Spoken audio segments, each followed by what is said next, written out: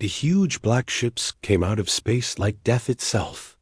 Commander Vex Corthane stood on the bridge of his flagship and watched another world appear on the screen. This was how it always went. The same pattern for over 3,000 years. His ship was called Dominion's Edge, and it was bigger than most cities. Around it floated 200 other ships, all black as the space between stars. Each ship carried enough weapons to burn entire continents. The Zephyrian Collective had never lost a war.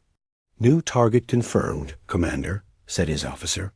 She pointed at the blue and green planet on the screen. "The species calls themselves humans. Their world is called Earth." Corthane's jaw clicked with satisfaction. He had sharp teeth and gray skin like all Zephyrians. His race had conquered over 1,000 worlds. They had a simple way of doing it. Show up with overwhelming force. Give the target world one choice: surrender or die. Every civilization had chosen to surrender. "Tell me about these humans," he said. The tactical officer read from her screen. 8 billion of them live on one planet. They have basic nuclear power and chemical rockets. Their military is split into many small groups called nations.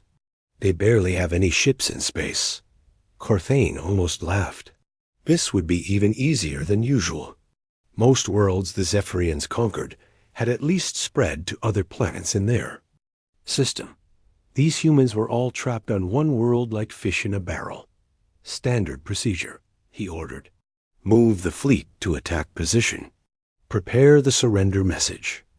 The fleet moved toward Earth like a dark cloud. Each ship was a masterpiece of destruction. The Zephyrians had learned long ago that fear was their best weapon. When civilizations saw the massive fleet, they gave up without a fight. The surrender message was always the same.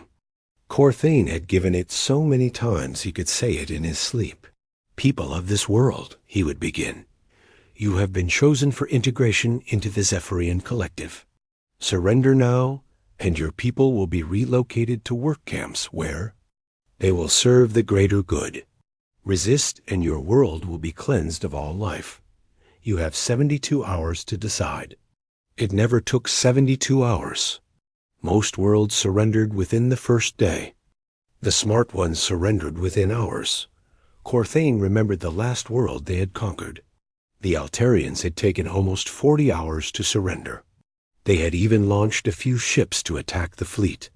Those ships had been destroyed so quickly that Corthane barely noticed. The Altarians then begged for mercy and offered complete surrender.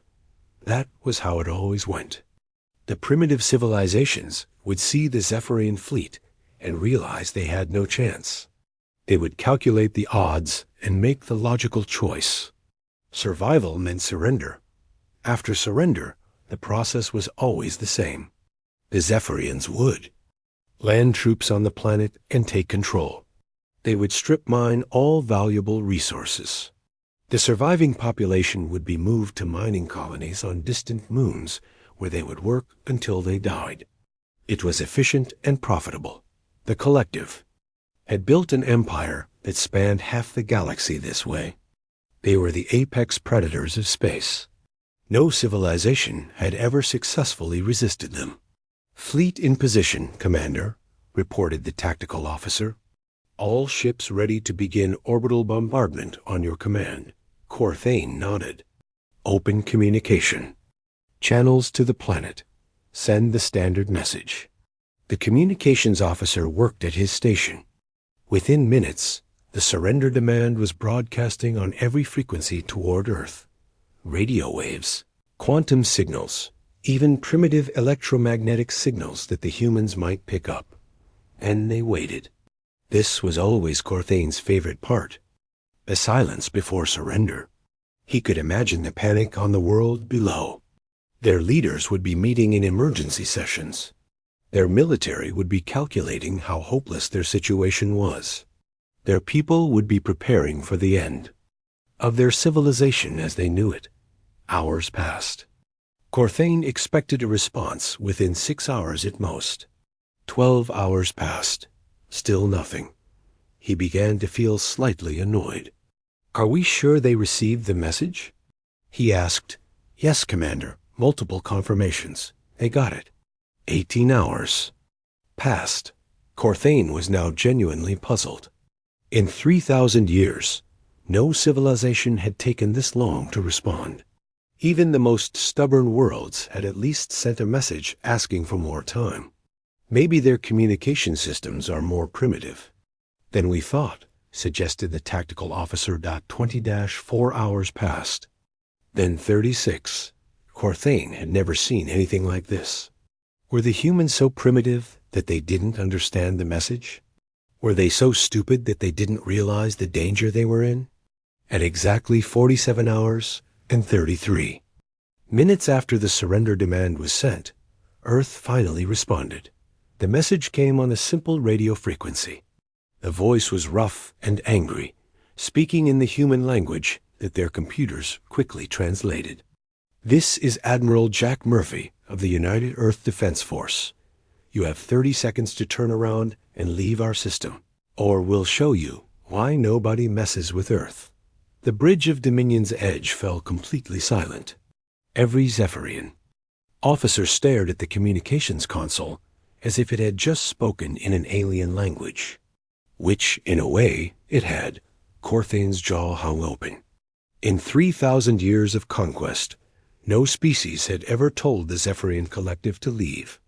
The idea was so impossible that his mind struggled to process it. Did they just ... A tactical officer began. "They threatened us," finished the communications officer in disbelief. Corthane felt something he had not experienced in centuries. Confusion. These humans were clearly outgunned. Any basic analysis would show them that resistance was impossible. Their entire space fleet could probably fit inside one of his smaller ships. Yet they had just told the most powerful military force in the galaxy to go away. "Sir, what are your orders?" asked the tactical officer. Corthane stared at the blue world on his screen. There had to be some mistake. Maybe the humans were bluffing. Maybe they had some secret weapon they thought would save them. Maybe they were just too stupid to understand the situation. "Scan the system again," he ordered. Full tactical analysis. "Look for hidden ships, secret bases, anything we might have." Missed. The scan took 20 minutes. It showed exactly what they had found before. One primitive world with basic technology. A few space stations. Some satellites. A small moon base with perhaps 100 people on it. Nothing that could threaten even one Zephyrian ship, let alone 200. "No change, Commander. They have no significant military capability." Corthane made his decision. These humans were either insane or incredibly brave. Either way, they would learn the same lesson that 1,000 other worlds had learned. The Zephyrian collective was not to be defied. All ships prepare for orbital bombardment. Target their major cities first. We'll give them one more chance to surrender after they see what happens to the first city. But even as he gave the order, Corthane felt something strange. For the first time in his military career, he was curious about the outcome of a battle. These humans had surprised him. Once, he wondered if they might surprise him again. He was about to find out that some surprises could be very dangerous indeed. Corthane expected the humans to surrender as soon as they saw his fleet moving toward their planet. Every other species in the galaxy had done exactly that. The sight of 200 massive warships approaching was enough to break the will of any rational civilization. But the humans were not rational. As the Zephyrian fleet closed in on Earth, something unprecedented happened. Instead of panic and surrender, the humans began to fight back. Before the first shot was even fired, Captain Lysa Stone stood on the bridge of the human battleship Defiance, watching the enemy fleet approach. Her ship was tiny compared to the alien vessels, but she felt no fear. Around her, the entire human race was preparing for war. "All stations report ready for combat," said her first officer, Lieutenant Commander Paul Hayes. "Every ship we could get into space is here." Lisa looked at the tactical display. The human fleet was a mix of everything Earth could throw into space. Military vessels, mining ships, cargo haulers, research stations with engines attached, and even a few rich people's private yachts that had been fitted with weapons. It was not an impressive fleet by galactic standards, but it was theirs. "How many ships do we have total?" she asked. 347 vessels of various types," Paul replied. "Most are not built for combat." Lisa nodded. She knew. The odds were terrible. The enemy ships were bigger, faster, and more powerful. But humans had something the aliens might not expect. They had the will to fight even when winning was impossible. The first surprise came when the Zephyrian fleet reached Earth's orbit. Corthane had expected to find a panicked world with ships fleeing in all directions. Instead, he found an organized defensive formation waiting for him. "Commander, they're not running," reported his tactical officer with obvious confusion. "I can see that," Corthane said. He studied the human formation on his screen. It was actually quite clever. They had positioned their ships to protect their planet while creating overlapping fields of fire. "How many ships do they have?" 347 confirmed contacts. Most appear to be civilian vessels converted for military use. Corthane was impressed despite himself. The humans had managed to organize their entire civilization for war in less than 2 days. That was faster than most species could organize a parade. "Begin the attack," he ordered. "Target the largest ships first. Once they see their fleet destroyed, they'll surrender." The Zephyrian ships opened fire with weapons that could crack continents. Beams of energy lanced across space toward the human fleet. Several human ships disappeared in balls of fire. But instead of retreating, the humans attacked. Lisa Stone watched her tactical display as alien fire reached her fleet. A heavy cruiser, Manhattan, exploded in a flash of light. The destroyer Phoenix was cut in half by an energy beam. 2 converted cargo ships were vaporized in seconds. "All ships, attack pattern Alpha," she ordered over the fleet communication system. "Give them everything we have." The human fleet charged forward into the teeth of the alien weapons. It was not a smart tactical move. It was not a move that would win the battle. But it was a very human thing to do that Captain Danny Roberts commanded. The converted mining ship Hammer. His vessel had been designed to crack asteroids, not fight wars. But when the aliens opened fire on his home, he pointed his ship at the nearest enemy vessel and pushed the engines to maximum power. "Sir, we're taking heavy damage," reported his crew chief.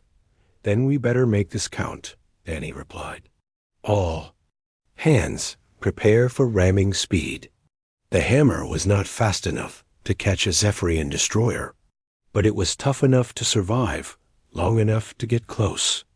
Danny's ship absorbed hit after hit from alien weapons, losing armor and systems with each strike. But it kept coming. The Zephyrian destroyer tried to move away, but the Hammer's course was true. At the last second, Danny's crew abandoned ship in escape pods. The Hammer, now running on automatic systems, crashed into the alien vessel at full speed. The mining ship's cargo hold was full of nuclear charges designed for asteroid mining. When they exploded, they took the Zephyrian destroyer with them.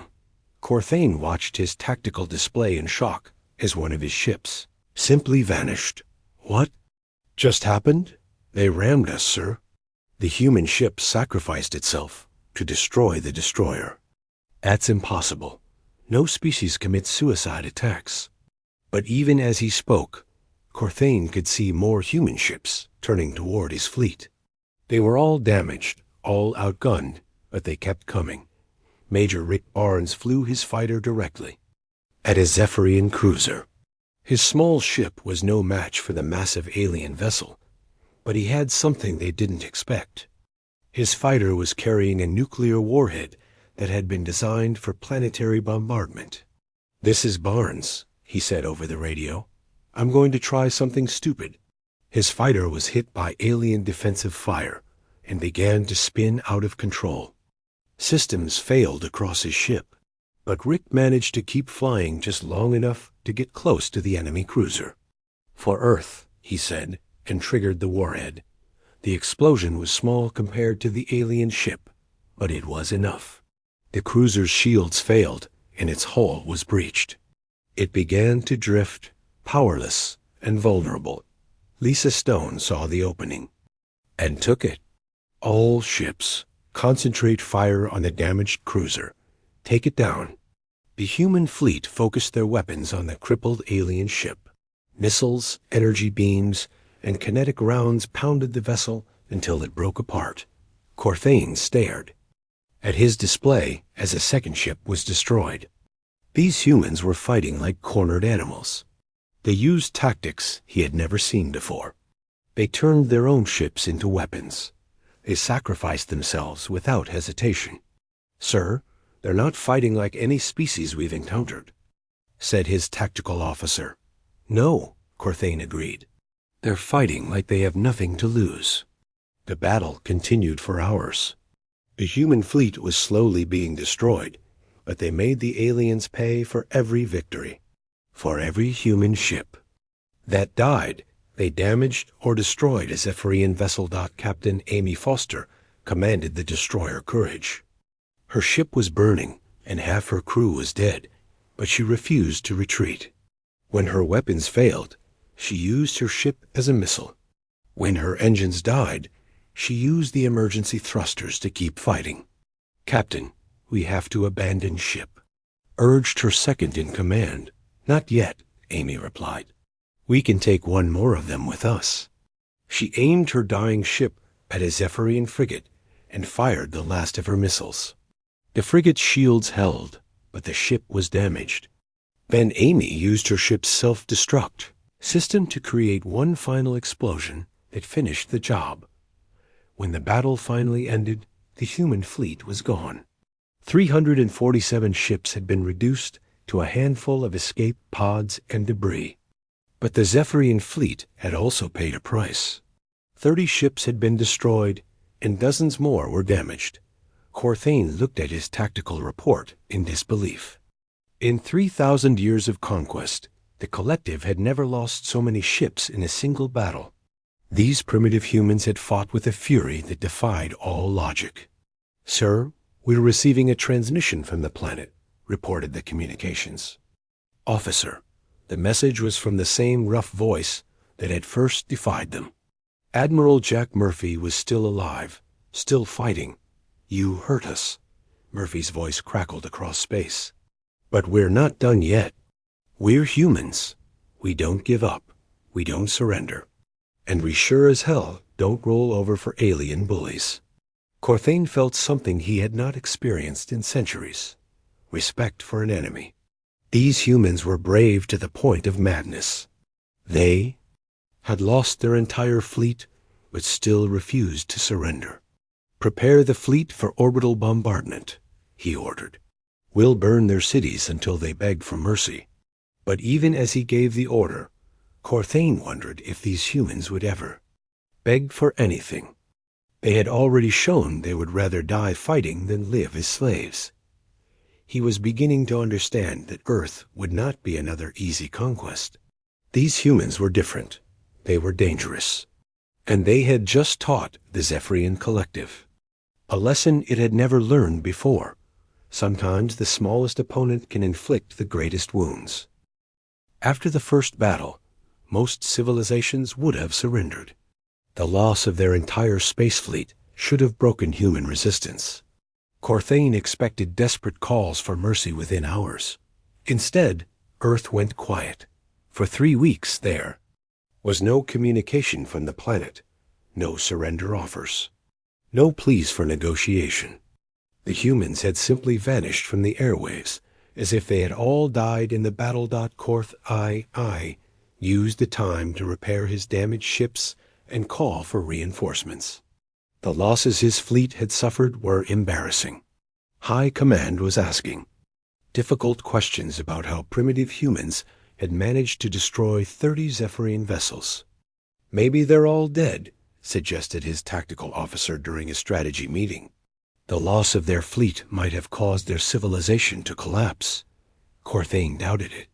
The humans who had fought them had not seemed like the type to give up easily. More likely, they were planning something. Deep underground in the Rocky Mountains, Dr. Helen Carter was working 18 hours a day in a secret facility. The wreckage of destroyed Zephyrian ships had been recovered from space and brought to Earth for study. Helen was humanity's best hope of understanding alien technology. "Their energy shields work on a rotating frequency," she explained to Admiral Murphy during their daily briefing. "Every few seconds, the frequency changes to prevent weapons from staying locked on." Murphy studied the holographic display showing the alien shield system. "Can we beat it?" "Maybe. If we can predict the frequency changes, we could time our shots to hit during the gaps. But we'd need perfect coordination." Helen had been studying alien technology since the first battle ended. The Zephyrian ships were more advanced than anything humans had ever built, but they were not impossible to understand. The aliens had made their technology powerful, but not clever. "They've been winning for so long that they've gotten lazy," Helen realized. "Their shields are strong, but predictable. Their weapons are devastating, but they all work the same way. They've stopped innovating because they haven't needed to." While Helen worked on technology, Major Chris Williams was rebuilding Earth's military. Every nation had contributed resources to the war effort. Factories that had once made cars were now producing weapons. Shipyards that had built cargo vessels were constructing warships.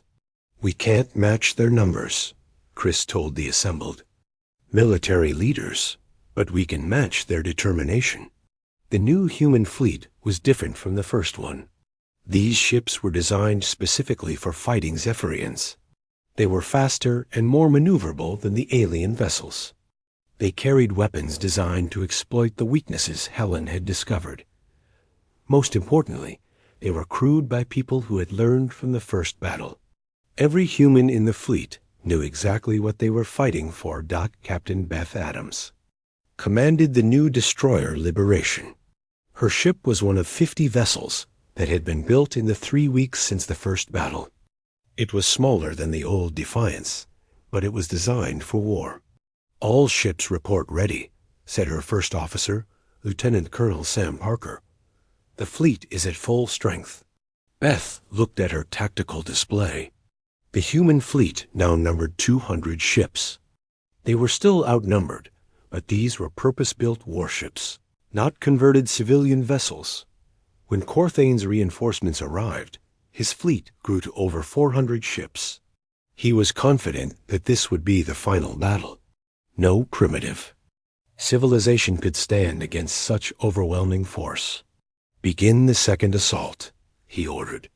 "Target their military installations first, then move to population centers." The Zephyrian fleet moved toward Earth, expecting another easy victory. The first battle had been costly, but it had also been educational. Now they knew what to expect from human tactics. But the humans had learned, too. The second battle began not in orbit around Earth, but in the asteroid belt between Mars and Jupiter. The human fleet had hidden among the rocks, waiting for the aliens to come to them. "Contact," reported Beth's sensor operator.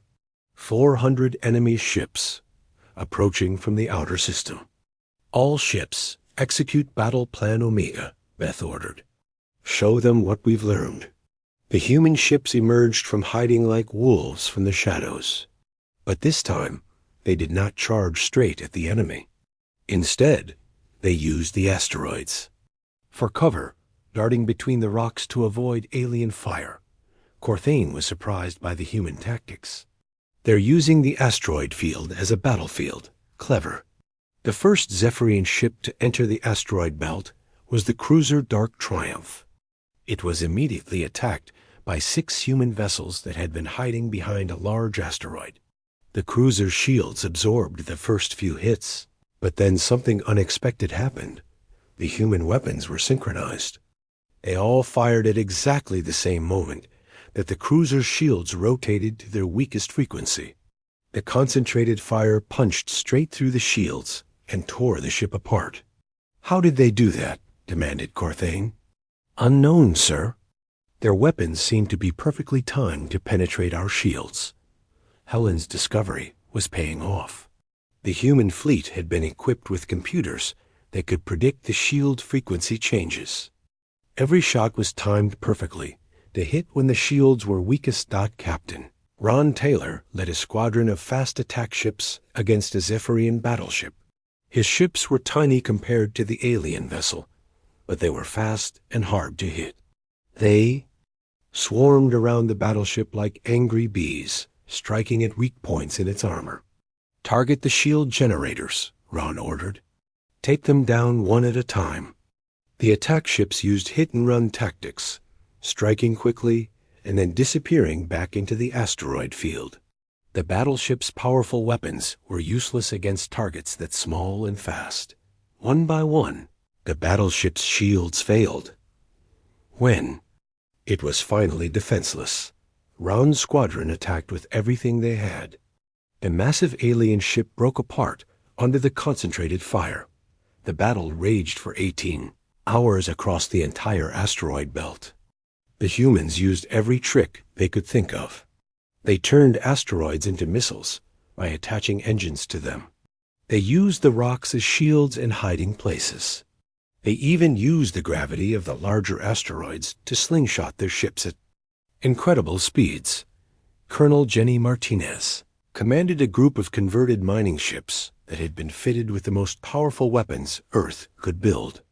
Her ships were slow and clumsy, but they hit like hammers. "There's a damaged enemy destroyer at coordinates 77 Alpha," reported her tactical officer. "All ships concentrate fire. Put that thing out of its misery." Jenny's ships moved ponderously toward the damaged alien vessel. It was trying to retreat, but its engines were failing. Her ships surrounded it and opened fire from every direction. The destroyer's shields were already down from previous damage. It couldn't maneuver to avoid the attack. Jenny's ships pounded it with everything they had until it exploded in a ball of fire. As the battle continued, Corthane realized that his fleet was in serious trouble. The humans were not just fighting harder than before. They were fighting smarter. They had learned from their defeat and adapted their tactics. "Sir, we've lost over 100 ships," reported his tactical officer. Corthane stared at the display in disbelief. 100 ships against primitives who barely had spaceflight 3 weeks ago. How is this possible? Captain Amy Foster had survived the first battle by escaping in a pod. Now she commanded the new heavy cruiser Vengeance. Her ship was armed with weapons that could punch through Zephyrian armor like paper. "Enemy battleship bearing 27 Mark IV, reported her weapons officer. "Lock on target and fire," Amy ordered. The Vengeance's main gun fired a beam of energy that had been designed specifically to defeat Zephyrian shields. The beam passed through the battleship's defenses and struck its reactor core. The massive ship exploded like a small sun. When the second battle finally ended, both fleets had taken terrible losses. The human fleet was reduced to fewer than 50 ships. But the Zephyrian fleet had lost over half its vessels. Korth AI looked at the tactical display in shock. In 2 battles, these humans had cost him almost 200 ships. His fleet was now smaller than when he had first arrived at Earth. "Sir, we're receiving another transmission from the planet," reported the communications officer. Admiral Murphy's voice came across space, tired but unbroken. "Round 2 goes to us, alien. Want to try for round 3? Corthane made a decision. That would have been unthinkable 3 weeks earlier. He ordered his fleet to retreat to the outer system. For the first time in 3,000 years, The Zephyrian collective had been forced to withdraw from a battle. But as his ships limped away from the asteroid belt, Corfane knew this war was far from over. The humans had proven they could adapt and learn. They had shown they could take the worst punishment and come back fighting. Most dangerous of all, they had shown that the Zephyrian collective could be beaten. Word of that would spread across the galaxy like wildfire. Other conquered worlds would start to hope.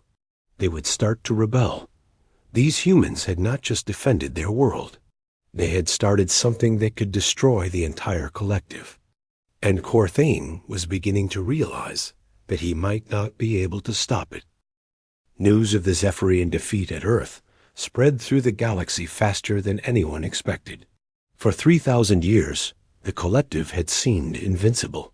Now, for the first time, they had been beaten by a primitive world that most civilizations had never heard of. On the mining world of Altair 7, the news arrived through secret communication channels that the Zephyrians didn't know existed. The human victory gave hope to people who had lived in slavery for generations.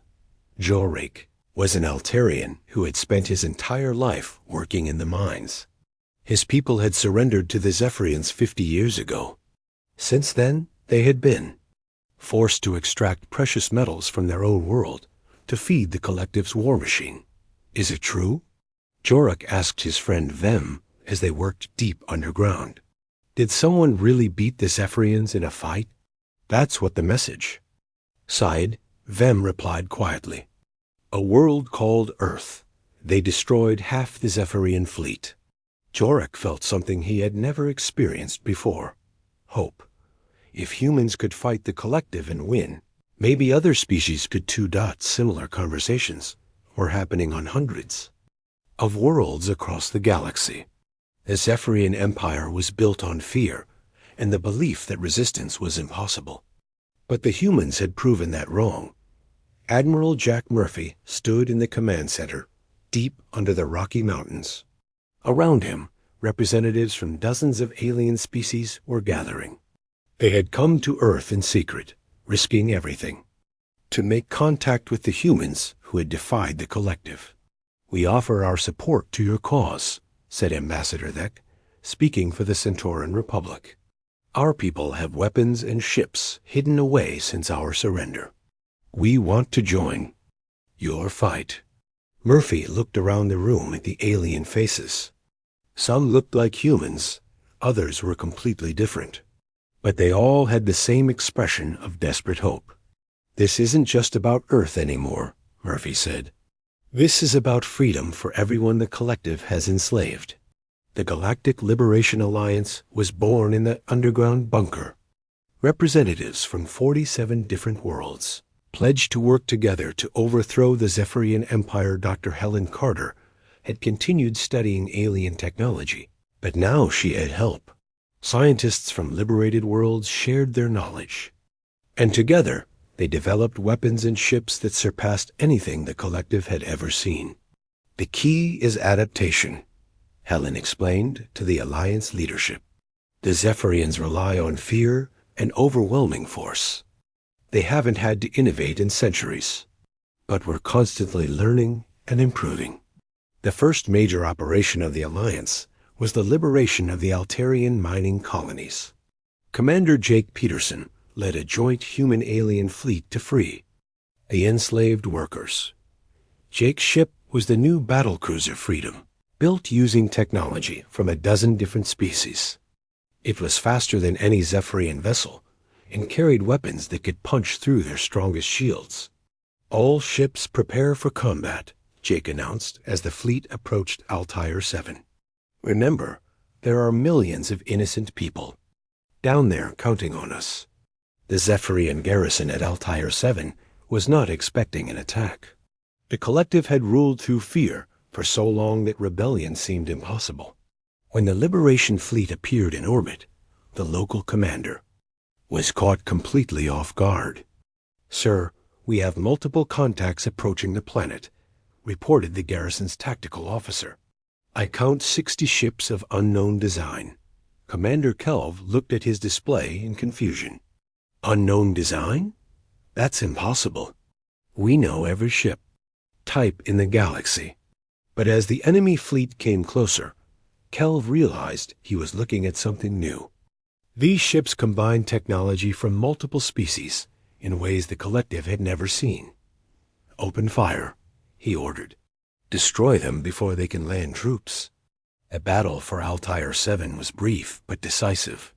The Zephyrian garrison had only 20 ships, and they were using outdated tactics against an enemy that had learned from fighting the best the collective could offer. Captain Susan Price led a squadron of fast attack ships against the Zephyrian orbital platforms. Her ships moved in perfect coordination, striking weak points with surgical precision. Target their power cores, she ordered. Take out their shields first, then their weapons. The attack ships swarmed around the orbital platforms like angry insects. The Zephyrian weapons were too slow to track targets that small and fast. One by one, the platforms went dark. Meanwhile, Jake's battlecruiser engaged the main Zephyrian fleet.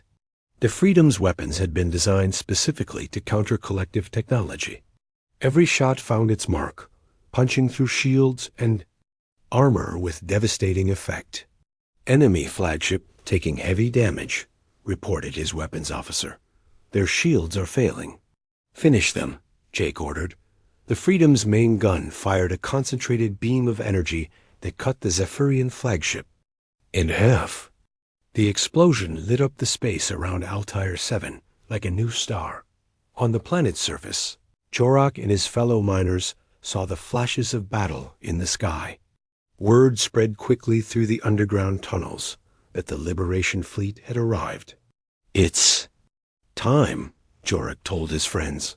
Time to fight back. The miners had been preparing for this moment for weeks. They had secretly gathered weapons and made plans to seize control of the mining facilities. When the Liberation fleet engaged the Zephyrian garrison, the miners struck from within. Colonel Beth Adams led the ground assault on the main Zephyrian command center. Her troops were a mix of humans and aliens working together to free their enslaved brothers and sisters. Remember, we're here to liberate, not conquer, she told her soldiers as they prepared to land.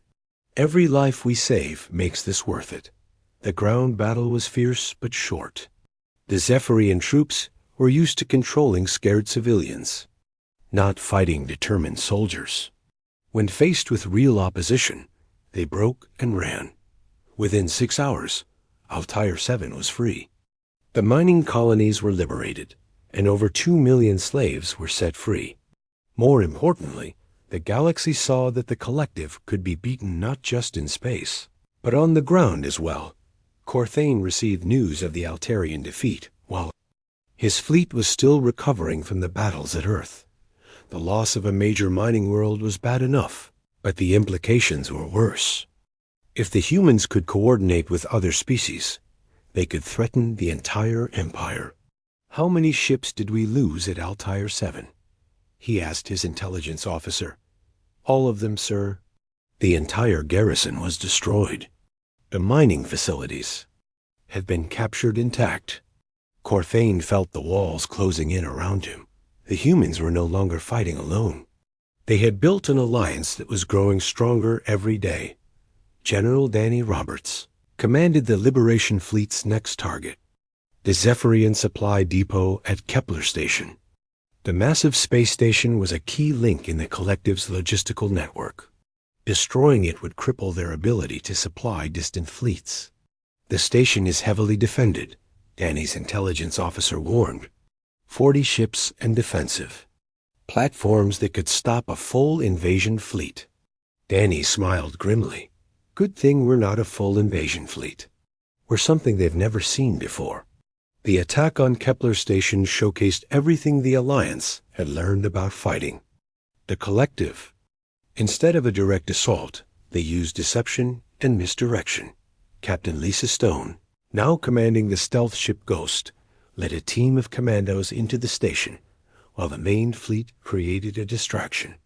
Her ship was invisible to Zephyrian, sensors allowing her to slip past their defenses.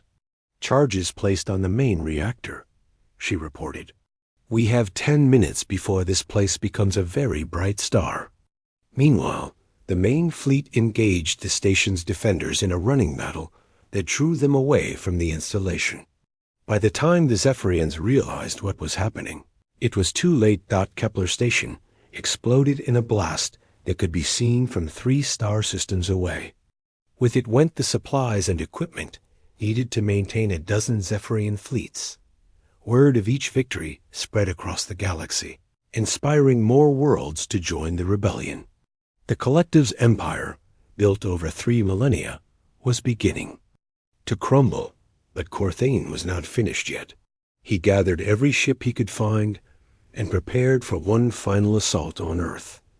If he could destroy the human homeworld, he might be able to stop the rebellion before it spread any further. This ends now, he declared to his assembled fleet commanders. We will crush these humans and show the galaxy what happens to those who defy the collective. Admiral Murphy received intelligence about Corthane's plan and began preparing Earth's defenses. The planet that had started the rebellion would face its greatest test yet. Corthane assembled the largest fleet in Zephyrian history for the final assault on Earth. 800 ships from across the galaxy converged on the human homeworld. It was every vessel the collective could spare, pulled from garrison duties and patrol routes throughout their empire.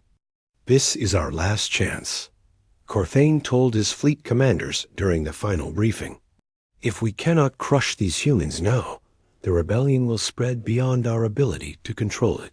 His plan was simple and brutal. Overwhelm Earth's defenses with sheer numbers and gloss the entire planet from orbit. Make an example that would terrify any other world thinking of rebellion. But Corthane had made a critical mistake. He was thinking like the old collective, the one that had ruled through fear and overwhelming force. The humans had changed the rules of the game. Admiral Murphy stood in the command center, watching the tactical display as the massive enemy fleet approached. Around Earth, the largest armada in human history waited for battle. Ships from 47 different worlds flew alongside human vessels, all united under the banner of the Liberation Alliance. Final count, Admiral, reported his tactical officer. We have 630 ships ready for combat. Murphy nodded. They were still outnumbered, but these were not the desperate converted civilian ships of the first battle. This was a true war fleet, equipped with the best technology the Alliance could produce. All ships, this is Admiral Murphy, he announced over the fleet communication system. Today, we fight not just for Earth, but for every world that dreams of freedom. Show them what we've learned. Captain Jake Peterson commanded the super battleship Liberation, the most powerful vessel in the Alliance fleet. His ship was a masterpiece of engineering, combining human innovation with alien technology to create something that had never existed before. Enemy fleet entering the outer system, reported his sensor officer. 800 contacts and closing. Jake studied the tactical display. The Zephyrian fleet was massive, but it was using the same formations they had relied on for centuries. They expected to win through brute force, just like always. All squadrons execute Battle Plan Alpha, Jake ordered. Time to teach these aliens about human tactics. The battle began at the edge of the solar system, near the orbit of Neptune. But this time, the humans did not wait for the enemy to come to them. The Alliance fleet struck first, using long-range weapons that the Zephyrians had never encountered.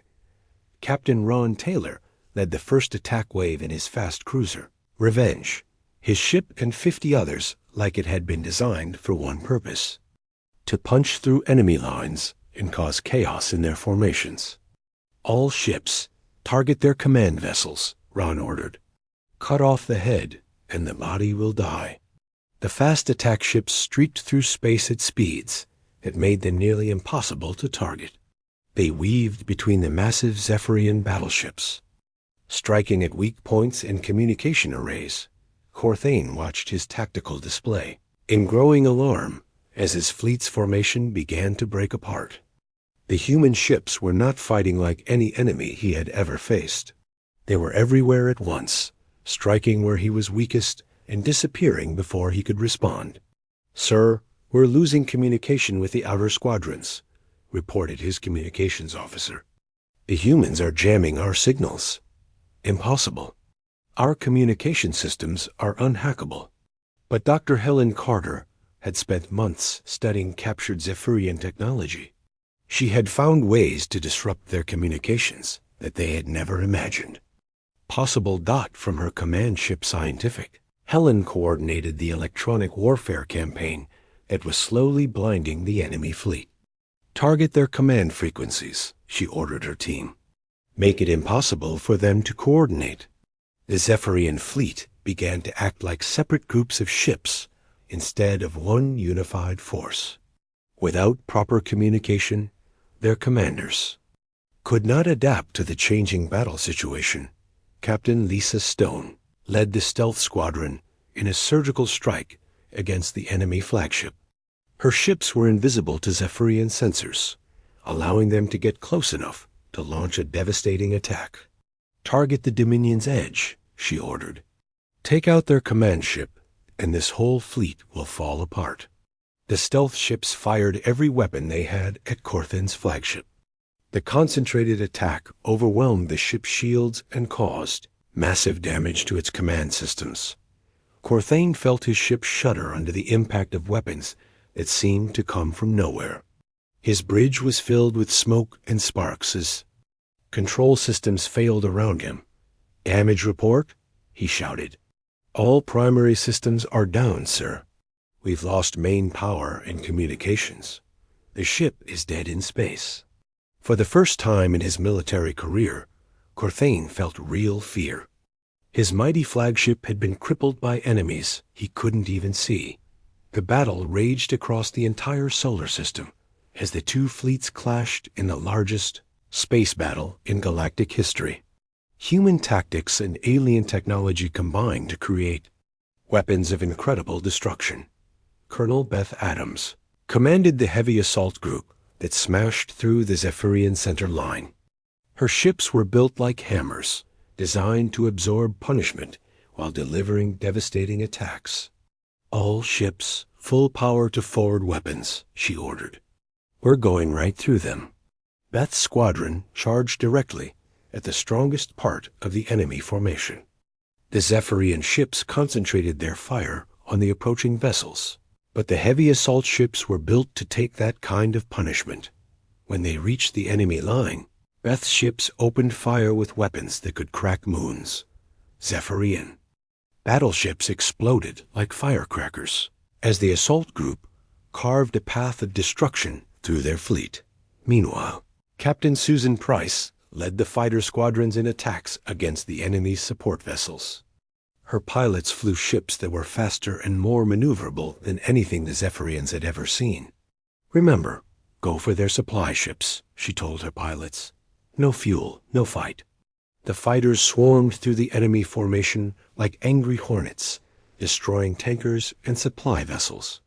Without these support ships, the massive Zephyrian fleet would be stranded in space as the battle continued.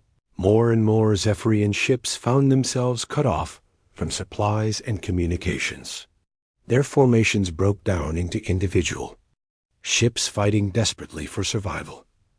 General Danny Roberts commanded the final assault on the remaining enemy forces.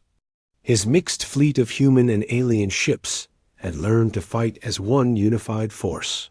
"This is it," he announced to his fleet. "Time to end this war once and for all." The final phase of the battle was brutal but decisive. The remaining Zephyrian ships were surrounded and destroyed one by one. Without their command ship and communication network, they could not coordinate their defense. Captain Amy Foster led her squadron against the last major enemy formation. These Zephyrian ships were fighting with the desperation of cornered animals, but they were vastly outnumbered. "All ships, concentrate fire," Amy ordered. "Let's finish this." The combined firepower of the Alliance fleet focused on the remaining enemy vessels. One by one, they were destroyed or forced to surrender. When the battle finally ended, space around Earth was filled with the wreckage of the greatest fleet the Zephyrian Collective had ever assembled. Of the 800 ships that had attacked Earth, fewer than 50 survived to escape into deep space. Corthane's flagship was captured along with most of his command staff. The once mighty commander of the Collective's forces found himself a prisoner of the species he had thought were primitive savages.